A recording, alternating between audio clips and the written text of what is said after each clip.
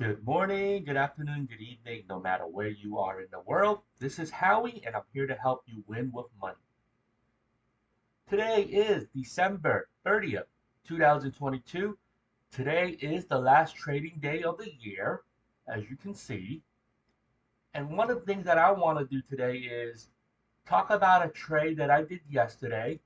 I posted this up on Investing 102, and I also believe I posted up on my Twitter handle under Solving Chaos.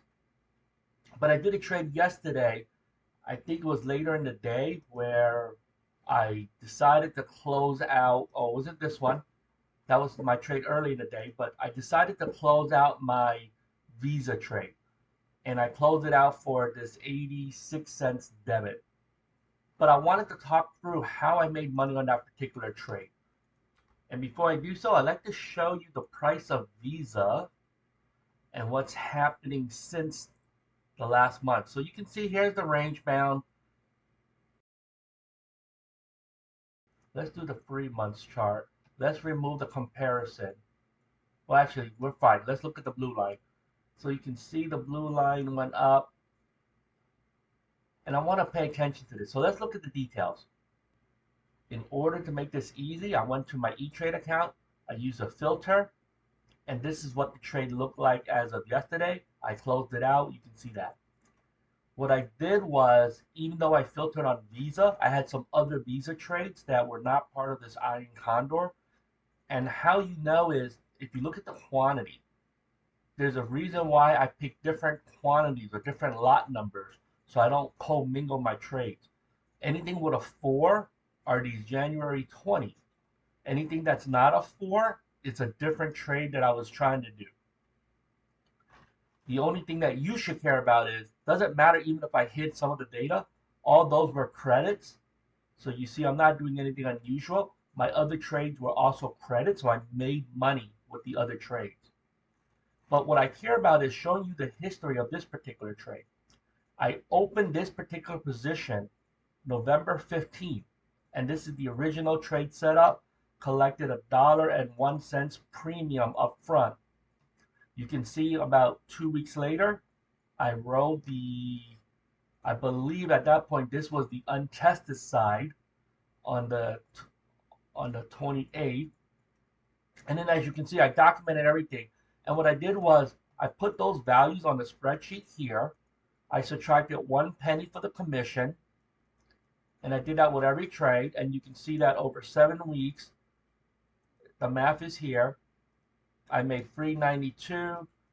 The max capital used is this 4 contract times the width of the spread, which is 10.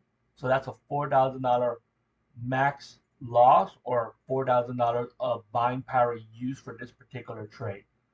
Then obviously what you want to do is figure out what's your profit. So I take the actual 392 divided by the 4,000. It's 9.8% profit on this particular trade.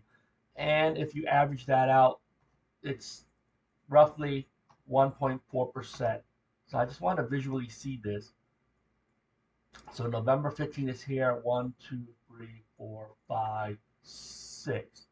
Actually, it's kind of weird. So I counted, yeah, it's week 1, week 2, week 3, week 4, week 5, week 6. And because there's 4 days or 3 days into it, I consider that 7 weeks. The next thing you'll notice is I definitely had some time left, but even here near the beginning of this, I was already rolling for more credits. And what's interesting is this.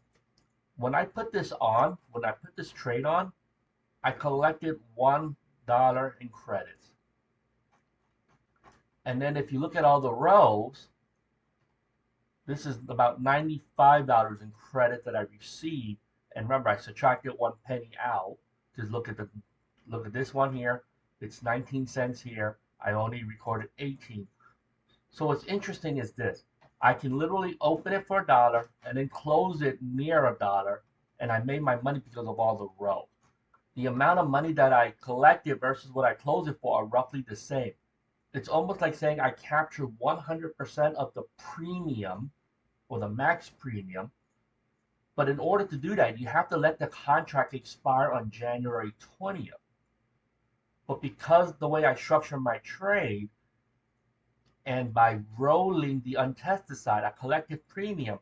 And once I got to a point where I feel like I don't need to be in the trade any longer, yesterday I decided to close this particular trade, and I paid 86 cents debit to close it. And when you look at the trade history, it did show that I made 98 cents per contract, which is literally 98 or 99% of the max.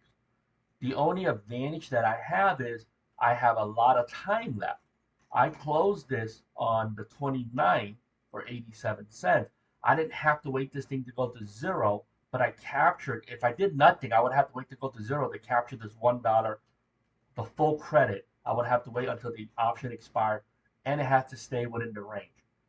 But by doing this rolling stuff, sure, I added some risk, but it gave me a little bit of flexibility, and I made money on this trade. For 2023, I want to do some new changes to my trading portfolio.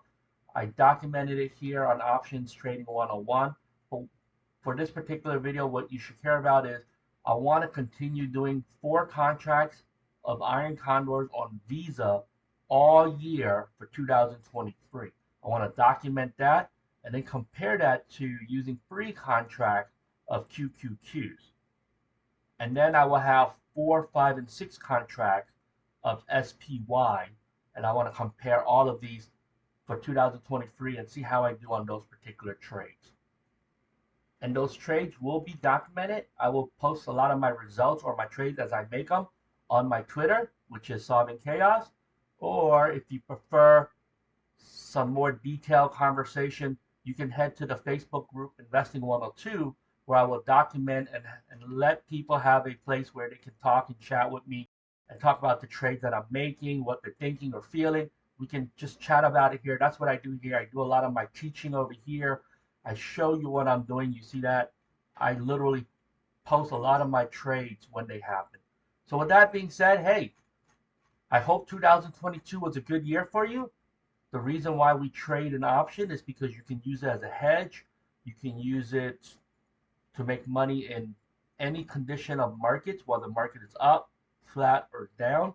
So hopefully 2022 was a great year for you. And if not, you need to figure out how to leverage options, how to use it for your portfolio so you can still make some money while your 401k plan is going down.